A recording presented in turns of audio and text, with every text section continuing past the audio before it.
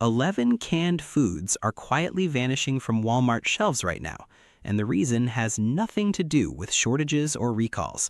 Most shoppers will not notice until the specific product they always buy simply stops appearing. No announcement, no empty shelf with a sign, just gone.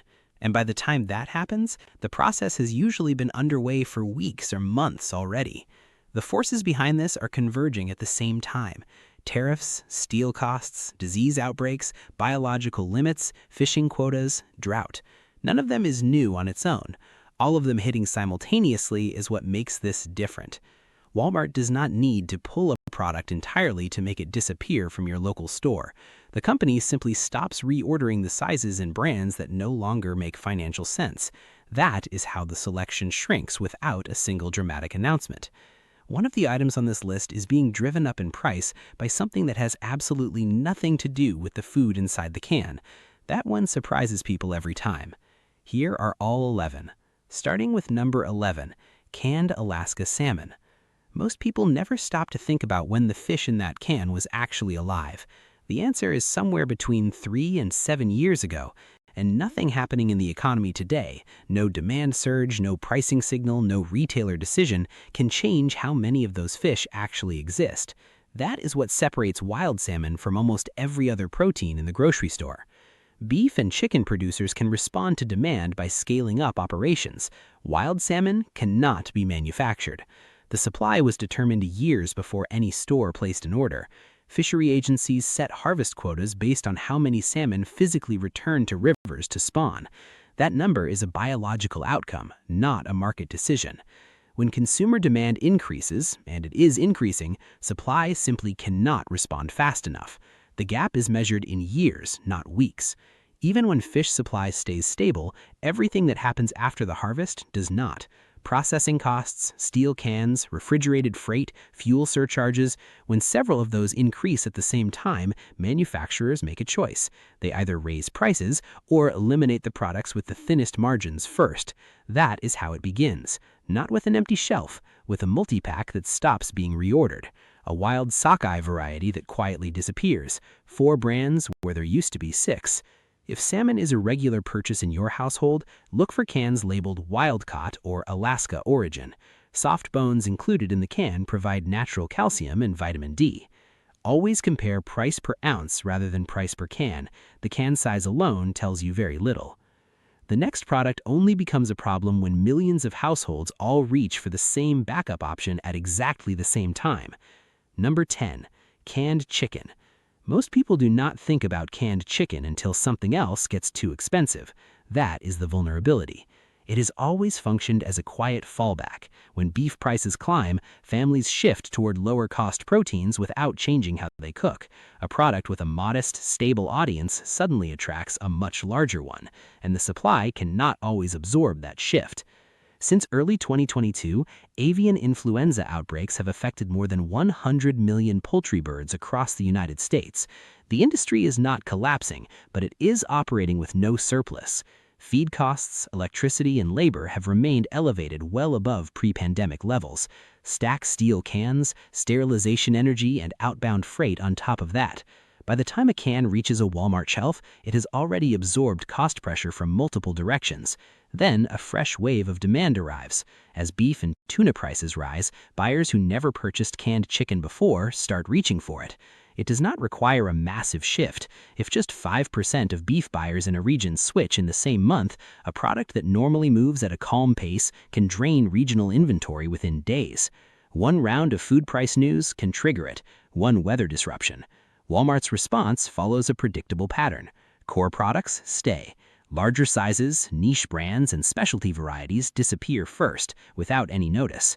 One practical thing worth knowing before you buy. Net weight on a can does not tell you how much actual meat is inside. A 12.5-ounce can may contain a significant amount of liquid. Check the drained weight wherever the label shows it. The next product looks completely bulletproof on the shelf. Full selection, dozens of options. But one specific section of that aisle is far more fragile than it appears. Number 9. Canned Italian tomatoes. Walk past the canned tomato section at any Walmart and everything looks stable. Rows of product, plenty of options, nothing suggesting any disruption. But not every can on that shelf travels through the same supply chain. And for one specific portion of that aisle, the chain behind it is considerably more exposed than the full shelves suggest. Roughly 95% of American processing tomatoes come from California. That accounts for most of what you see. But tucked into that same section are San Marzano varieties, DOP-certified whole-peeled tomatoes, and premium imports from southern Italy. They traveled a completely different route to get there. The volcanic soil regions of Campania produce a tomato with a flavor profile that California processing varieties simply do not replicate. For anyone who has built a regular pasta sauce or pizza base around that specific taste, there is no functional substitute. That is exactly where the exposure sits. Before a DOP-certified tomato reaches a retail shelf, it is moved through European growing seasons, ocean freight, U.S. customs, import tariffs, rising steel costs, and energy-intensive canning. Every link in that chain carries a price. When multiple links get more expensive at the same time, something gets cut, and it is never the top-selling product that goes first. A smaller brand stops being ordered. A 28-ounce DOP variety shifts to online only. A regional specialty disappears from certain stores while remaining in others. The category stays. The selection narrows. One important distinction worth knowing: San Marzano's style is not the same as DOP certification. Style means the product imitates a flavor. The tomatoes could have been grown anywhere. Only the DOP seal on the label guarantees both origin and production standards. The next item is being disrupted by something happening to a completely different product. What goes wrong elsewhere is about to become its problem. Number 8. Canned sardines and mackerel. For most of the past decade, sardines and mackerel sat at the lower end of the canned fish aisle. Most shoppers moved straight past them toward tuna. That behavior is shifting, and the trigger has almost nothing to do with sardines or mackerel directly.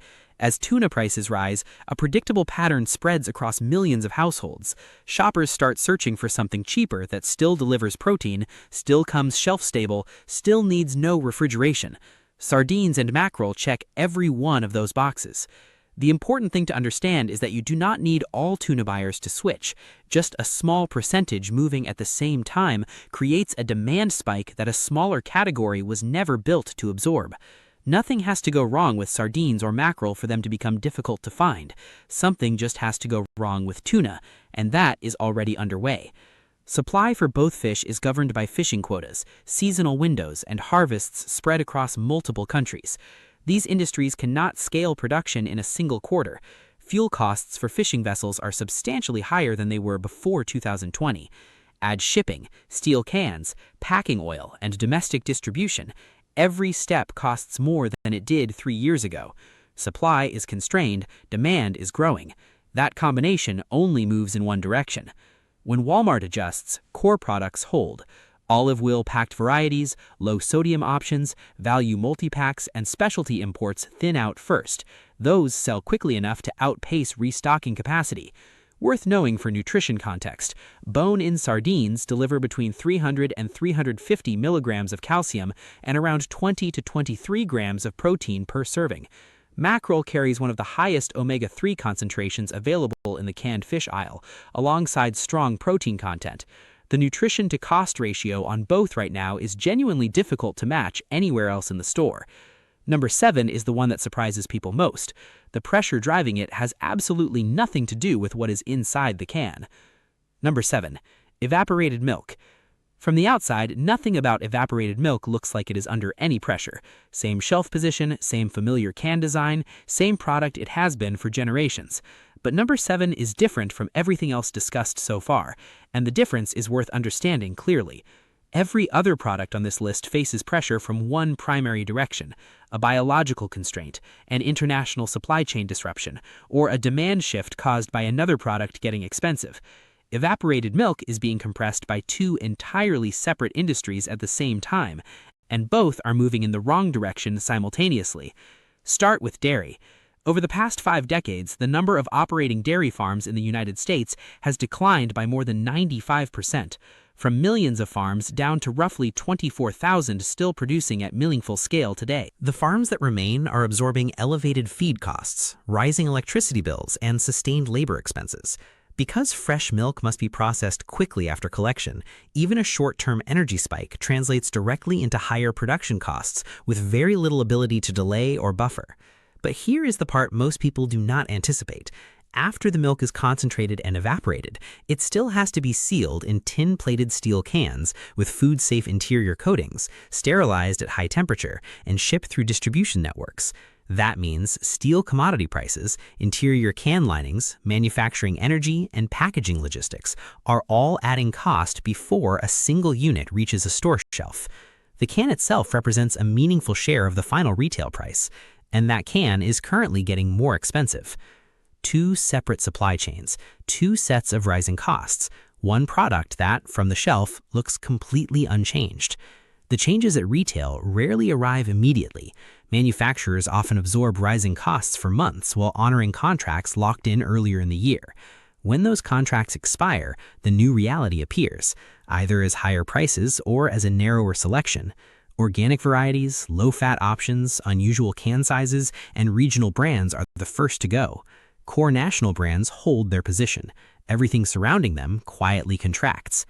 Practical note worth keeping in mind. Evaporated milk and sweetened condensed milk are not the same product and cannot be used interchangeably. Evaporated milk is unsweetened, with roughly 60% of its water removed. It can substitute for fresh milk in many recipes and requires no refrigeration before opening. Number 6 takes the complexity even further. A single can of it requires 4 entirely separate supply chains, all functioning correctly at the same time. Number 6, canned chili. A can of chili appears to be a single, simple product. Open it, heat it, done. But for that can to actually arrive on a retail shelf, at minimum, 4 separate supply chains have to be operating without disruption simultaneously. Protein, beans, tomatoes, spices, steel cans, and a processing facility. If any one link encounters trouble, the cost of the finished product rises, regardless of what is happening everywhere else. Begin with the protein. The American beef cattle herd has declined to its lowest point since 1951. That is not a one-season fluctuation. It reflects years of compounding drought, elevated feed costs, and compressed margins on cattle operations across the country. When beef prices rise, every can of chili that contains beef rises with it. If manufacturers shift toward pork to control costs, they exchange one problem for another because hog markets carry their own volatility and disease exposure. Then come the secondary ingredients. About 95% of U.S. processing tomatoes are grown in California, where drought conditions affect yields on a recurring basis. Pinto beans depend on planted acreage, irrigation access, and fertilizer costs that have stayed elevated for multiple consecutive seasons. Several spices used in chili production are imported, making them sensitive to tariff changes and shipping disruptions. Packaging adds another full layer of cost on top of all of that. Steel cans, sterilization energy, processing labor, outbound freight. By the time a can of chili reaches a store shelf, it has absorbed cost pressure from beef, tomatoes, beans, spices, steel, and energy. Every single ingredient arrived with its own supply chain attached. When shelf space gets optimized under those conditions, core varieties are protected. Traditional beef chili, store-brand options, and the highest volume national products. What disappears first are the variations. No bean versions, turkey chili, low sodium options, organic varieties, extra spicy formulations, and family-size cans with thinner margins. The disruption does not start with the product you buy most often. It starts with everything sitting around it. If chili is a regular household staple, stick to the variety your family actually consumes. Compare protein content, sodium, and the ratio of meat and beans to sauce. Check price per ounce. The larger can is not always the better value once you do that math. Number 5 is nearly the opposite situation, a product so quiet and overlooked that it can disappear from a shelf without most shoppers noticing until it is already completely gone. Number 5, canned corned beef. There are products on this list that almost every household purchases regularly, and then there is canned corned beef. Small shelf footprint, few brands, minimal promotion. Most shoppers walk straight past it, and that invisibility is exactly what makes it one of the most exposed items in the store. Canned tuna sits behind dozens of SKUs from multiple competing manufacturers. If one supplier runs into difficulty, others hold the category position. Canned corned beef has no comparable buffer. Remove one supplier and the available options narrow almost immediately. The first pressure is beef itself. With the U.S. cattle herd at its smallest in over 7 decades, manufacturers under margin pressure protect their highest volume products first. Lower volume items get cut before anything else gets touched. Then there is the import dimension. A significant portion of canned corned beef sold in the United States is sourced internationally. That means tariffs, ocean freight costs, border inspection timelines, and steel can pricing all affect how reliably it gets restocked. When any of those factors slow down or become more expensive, the shelf begins thinning quietly. No dramatic removal, just fewer facings. One brand where there used to be 3. The same product available in one city and completely absent in another. Not because of a true shortage, but because the restock rate dropped below the rate at which it sells. Geography determines availability more than most consumers realize. Number 4 is found in nearly every kitchen across the country. Most people assume that universality makes it safe. That assumption is starting to matter more than it used to. Number 4, canned tuna. If there is one canned product assumed to be permanent and stable, it is this one. The same shelf position, the same price range, the same can sizes appearing year after year. That consistency builds something close to institutional trust, a quiet assumption that canned tuna will always be available, always be affordable, and always look the same. The supply chain behind that product tells a different story. The fish might be caught in the Central Pacific, processed in Thailand, Ecuador, or the Philippines, packed into cans manufactured elsewhere entirely, shipped through multiple international ports, cleared through U.S. customs.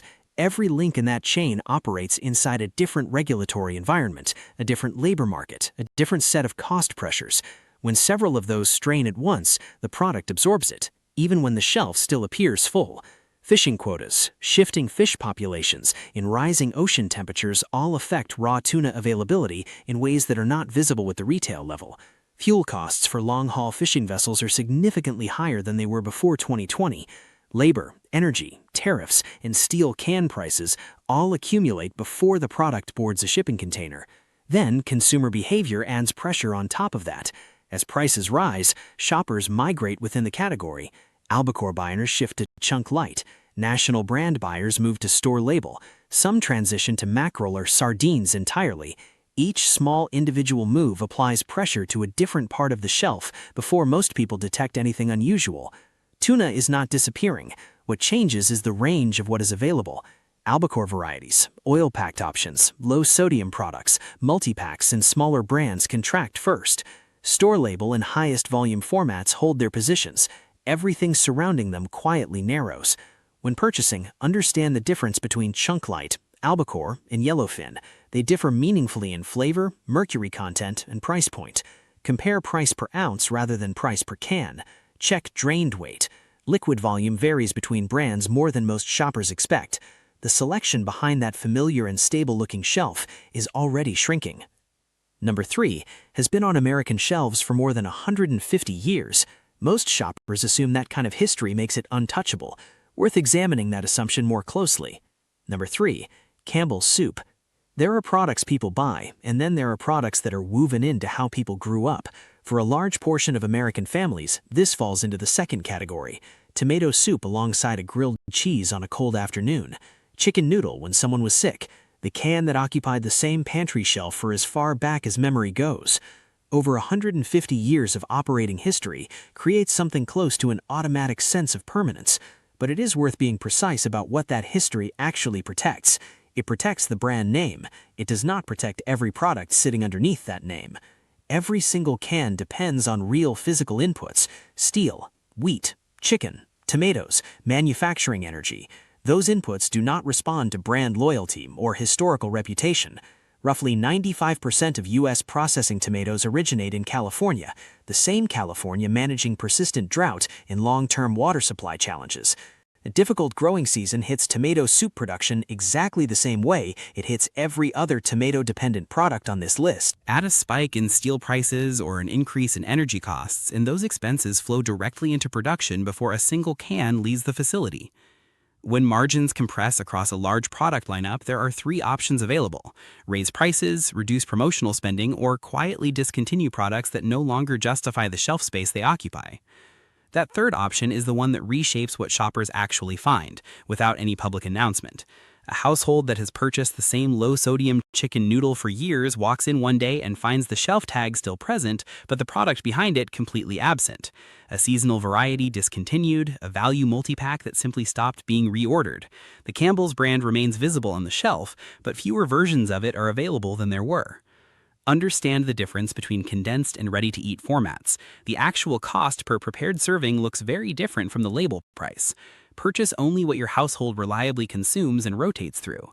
Brand loyalty protects the name. It does not guarantee every product beneath it will remain indefinitely. Number 2. Canned refried beans.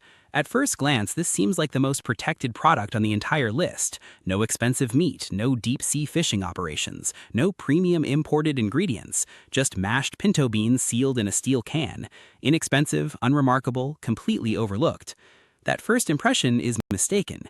Canned refried beans are being compressed from at least 4 separate directions simultaneously, and the fact that they are inexpensive does not insulate them. It just makes the pressure easier to overlook until it has already arrived.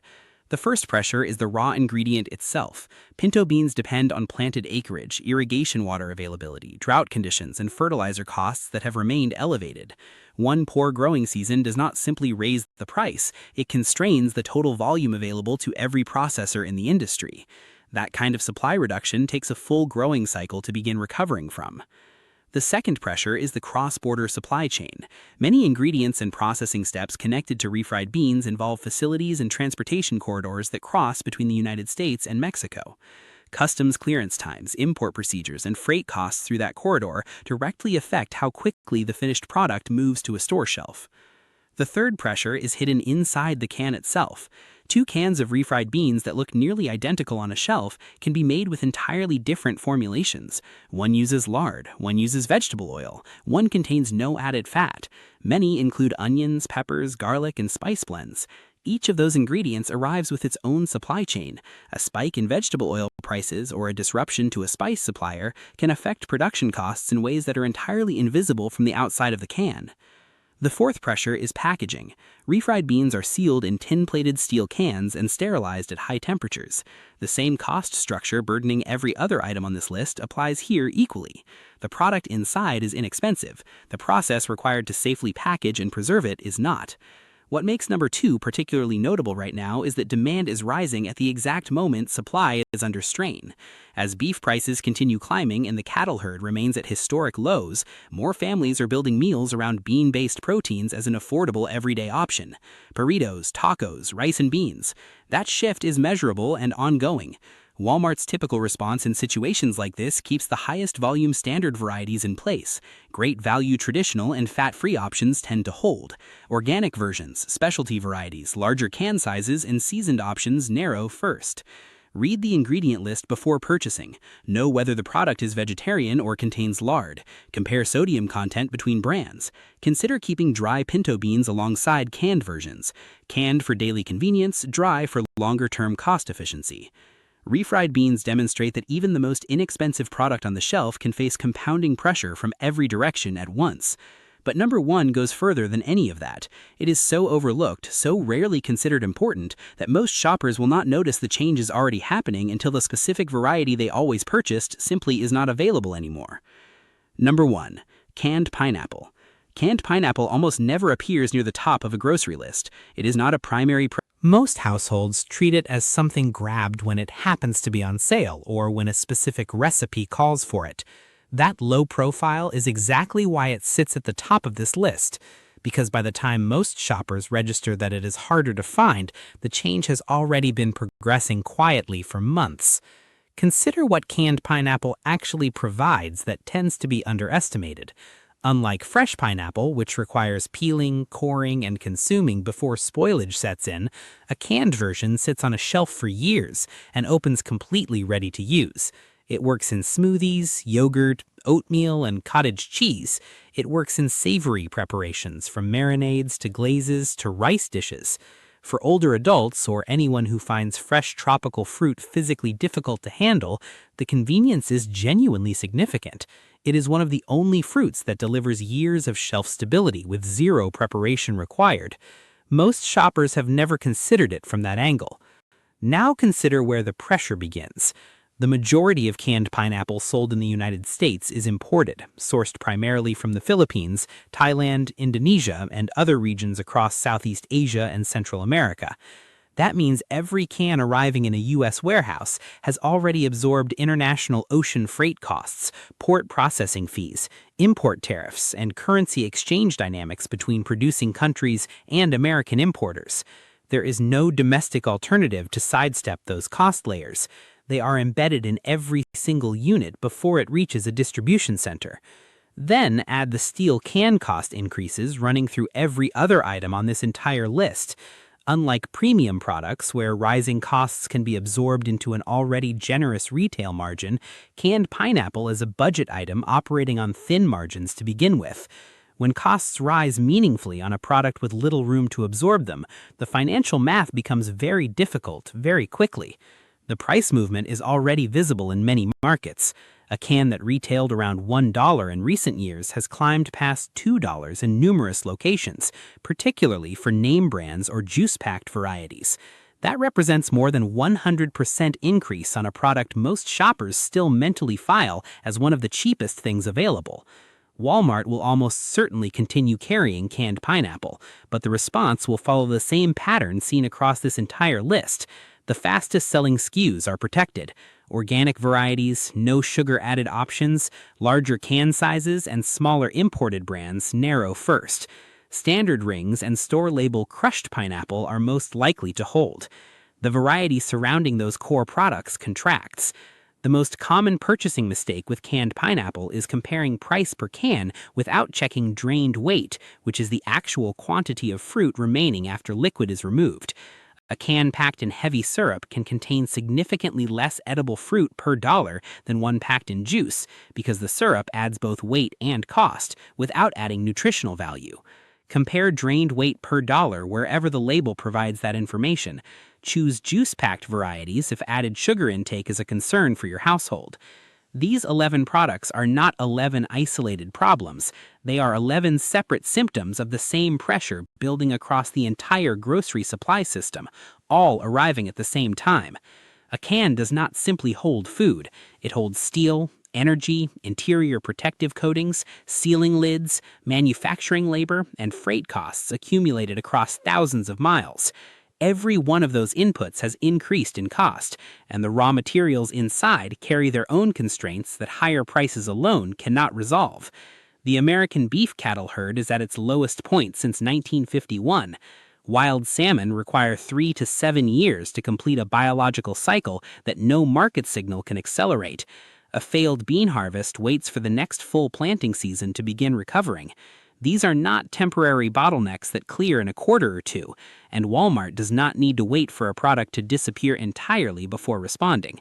The company can reduce the number of SKUs it carries, reallocate shelf space, shift certain items to online-only availability, or prioritize its own store-label alternatives.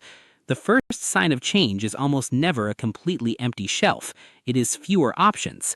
It is the size you have always purchased no longer being stocked. It is the brand you have relied on for years quietly absent from your local store while still appearing in a different city. The pattern across all 11 follows the same logic. Products with the thinnest margins and the smallest regular audiences move first. Items that feel permanent are typically the last to be affected, but they are not immune. Track prices on what your household uses consistently.